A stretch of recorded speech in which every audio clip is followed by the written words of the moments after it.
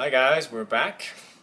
And we're going to talk today with all of you about sex and tarot. Because sex is all over the tarot, actually. And I'm a little surprised that it's not talked about more often. So we thought, well, let's do that then. So sex, like I said before, is all over the tarot because tarot is a pictorial representation of the universe. And life has a lot of sex in it, as we all know. And so, Henry, do you want to start us off with how tarot has so much sex in it? Well, as you said, life basically can't happen without sex or just procreation in general. And how, if you think about it in even a more philosophical sense, life is about creativity. You know, not just about obviously creating babies, but what we do on this earth whilst we're here, because we are divine beings. We are these agents of God. We are gods ourselves, and we, as gods, we create. So, and sex is kind of used as a metaphor for that because it's so universal. And so that's why we have, you know, the masculine, the feminine, and all those sorts of things as, again, mostly as symbols, not necessarily literal. Yeah, so I want to just draw on that because I think that's a very good point.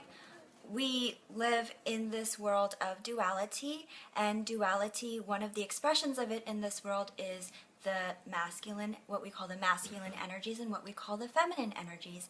And masculine and feminine representations are all over the tarot. And one way specifically that they're all over the tarot is there are symbols of penises and vaginas all over, which we will gladly show you momentarily. Well, we'll start off with the suits, and what better cards to show that than the aces. So I think a lot of us are pretty well aware that wands are phallic symbols, and cups are vaginas. They are the womb that receives the energy of the masculine. You know? And by contrast, we have the swords and the pentacles, and we can kind of see the pentacles is in a sort of shape of a vag, even with a clit up here, you know, as you can see, because yeah, Crowley is good that way with genitals. And I was saying just now, you know, the sword is the sharp penis that tears you a new one. It's penetrating. Penetrates you. So yeah, it's the one that creates holes and doesn't necessarily fulfill them, unlike the Ace of Wands. I wanted to share the Rider-Waite Ace of Wands because, I mean, this is as phallic as it gets right there. Boom. I notice how it kind of reflects in our language as well. You know, we think about the word morning wood. What are wands made of? Made of wood. Or a rod. A rod. Yeah. You know, so sometimes the wands are called rods in certain decks, actually. So, if you don't mind, I want to actually go even further by talking about the minors to begin, the minor arcana. And I think that particularly, speaking of wands, the suit of wands has a lot of sexual energy in there because the Ace of Wands is, sorry, not Ace of Wands, the suit of wands is a very creative suit, and it's also the element of fire, and fire is passion, it's sex, it's passion.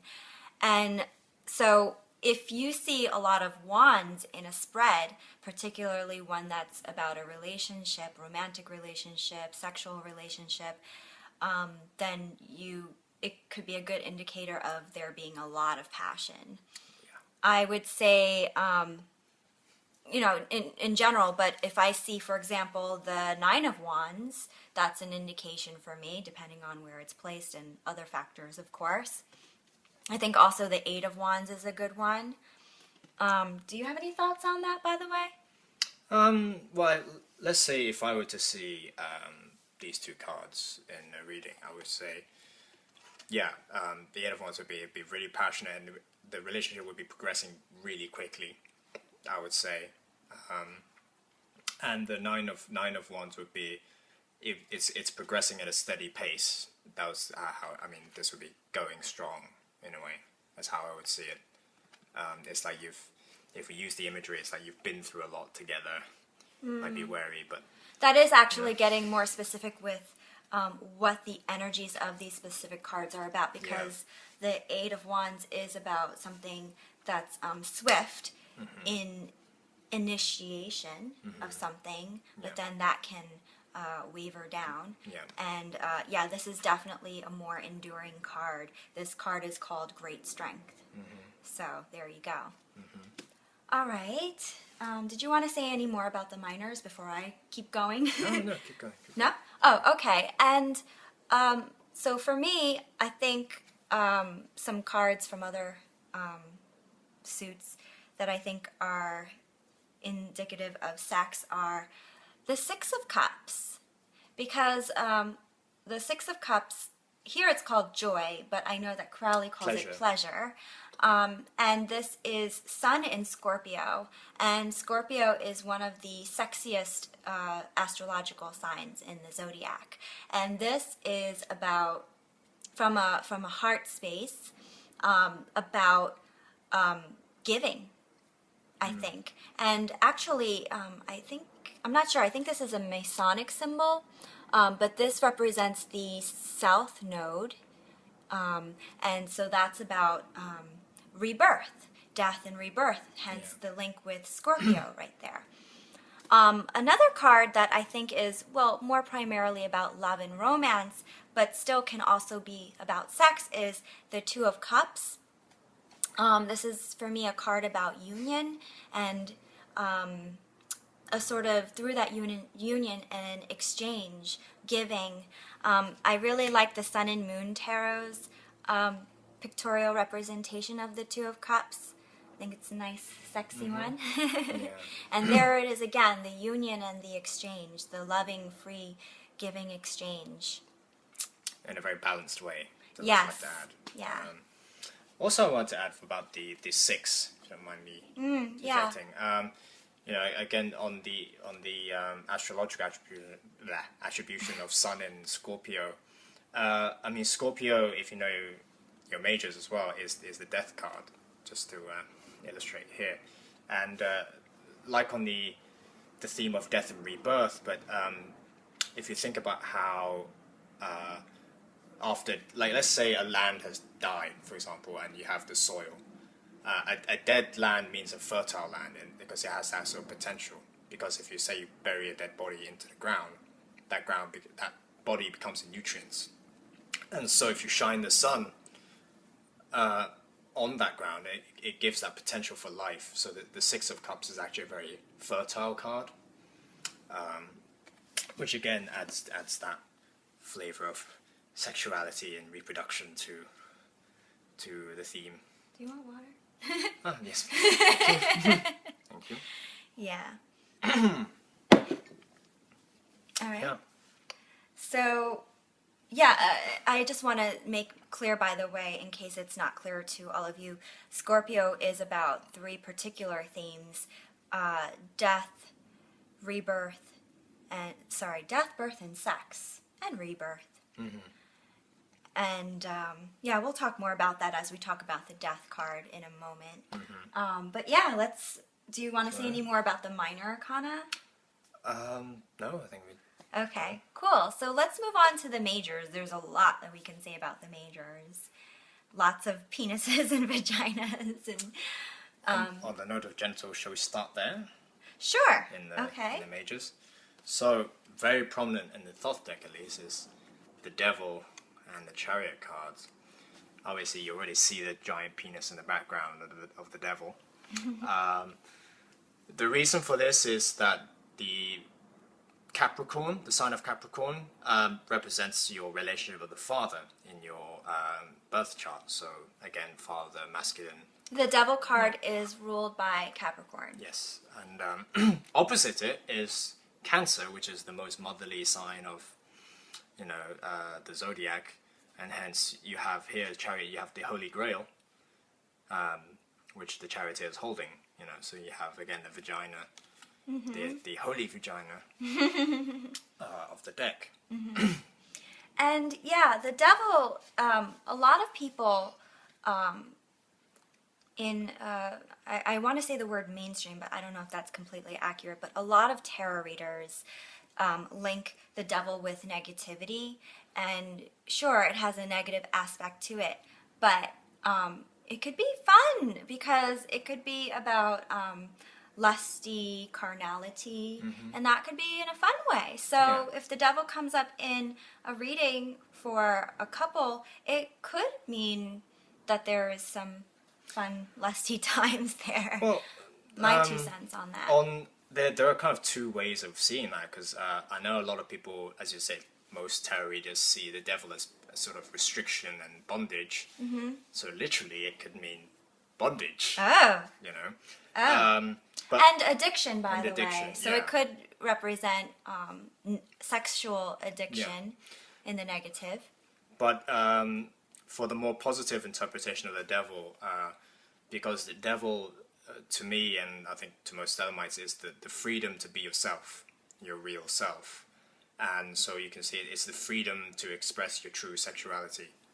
And it can be seen that way. And again, it's a fun thing to do. You know? So, yes. So I look at the devil as having the good points and the bad points going with it. All right. So where shall we go from here? Okay. So actually, let's go back to, we were talking about Scorpio before. So the Death card is ruled by Scorpio. So like I said before, major themes of the sign of Scorpio are life and death and sex. And the orgasm has been called a little death. In French, I believe it's called la petite mort. So if the Death card comes up and the context is sex in a reading or love, it could mean good sex, and it could also mean orgasm. Yeah, so to continue on with that theme, actually, can you get the tarot card for me? Yeah, okay. Speaking of orgasm, if you can see how the tower card, again, phallic symbol, but the tower is broken down. If you can imagine after an orgasm, the penis goes flaccid again. So again, the tower card is that simple. So if the Death card is the orgasm as a sort of general concept, the tower is kind of more physically depicting orgasm and ejaculation. Because if you look at how the people coming out of the tower, it's kind of a euphemism of the semen being ejaculated. That's funny. Yeah. And this is an explosion. So again, a representation of ejaculation. And the Tower card is ruled by Mars, which is an explosive, dynamic planet. Just one more thing on the topic of semen. The Hanged Man, I think normally many people know, is representative of semen. It is in the Book of Thoth, it's called the elixir of life, because if you think about how,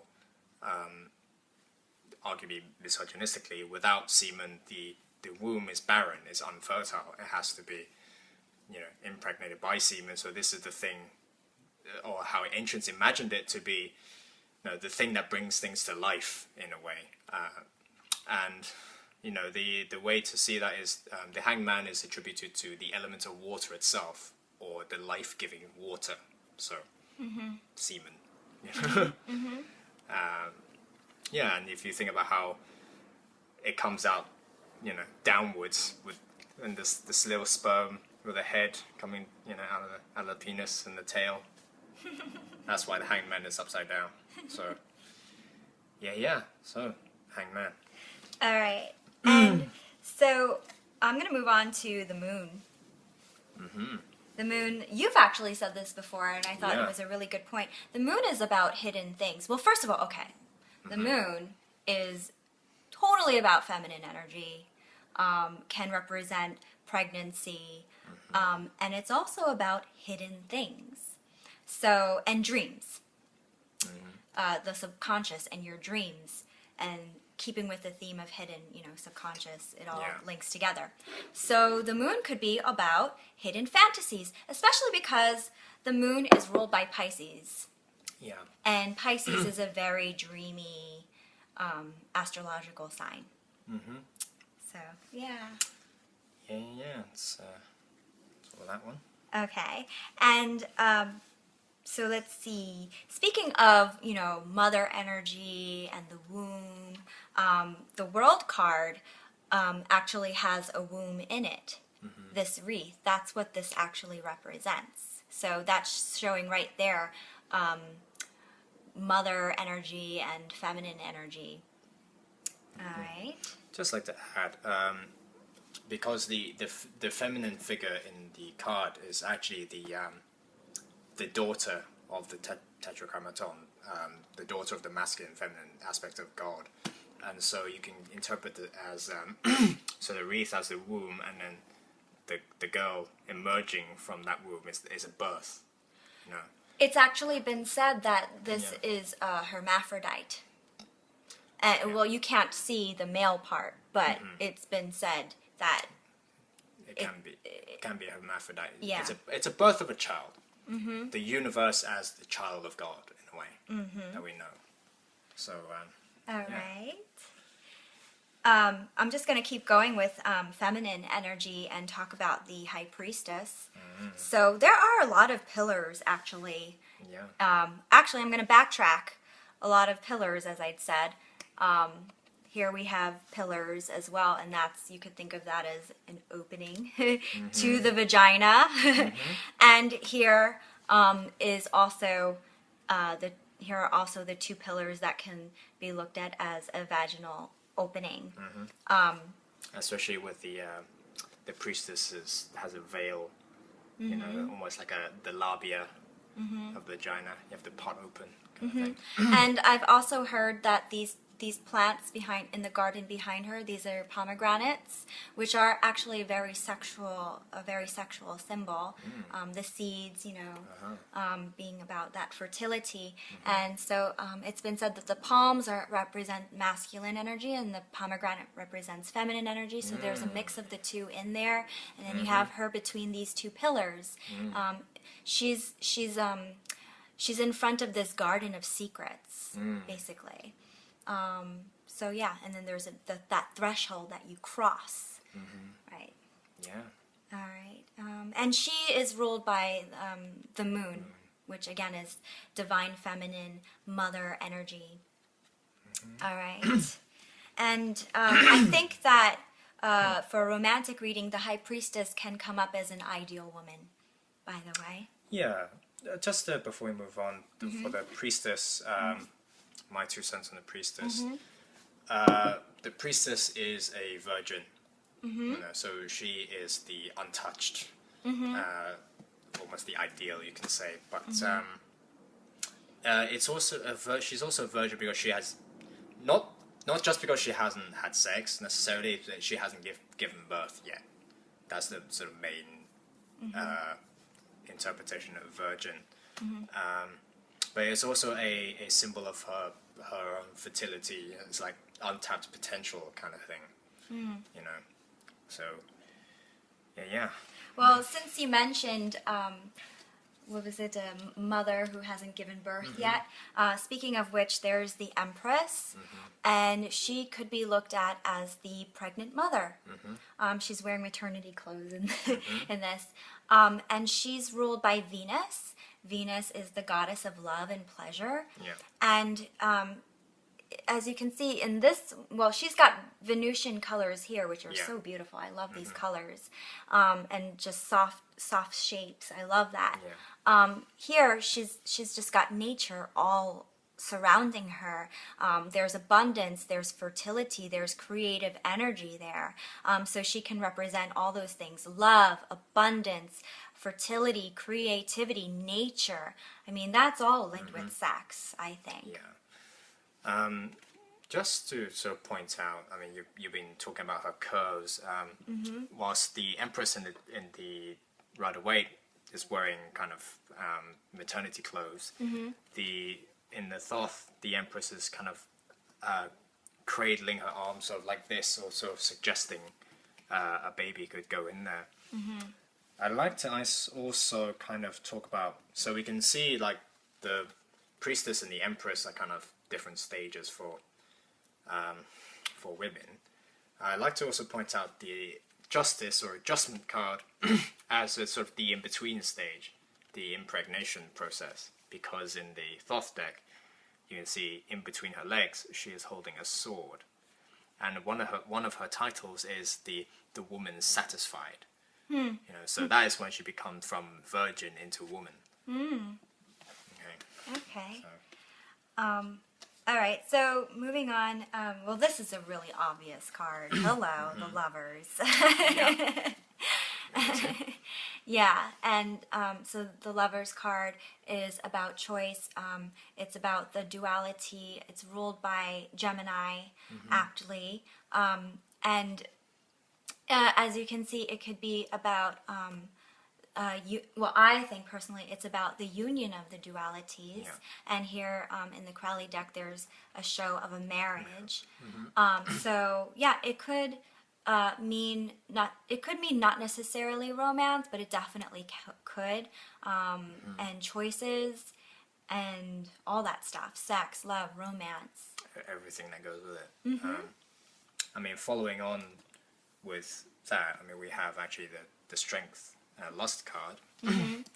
So we can kind of see it's more obvious in the Crowley deck, but the woman and the beast are actually making love, because the beast represents masculine energy, right? In its most powerful. So they are actually conjoined, you know, in lovemaking in the Lust card. So, and then later on we have.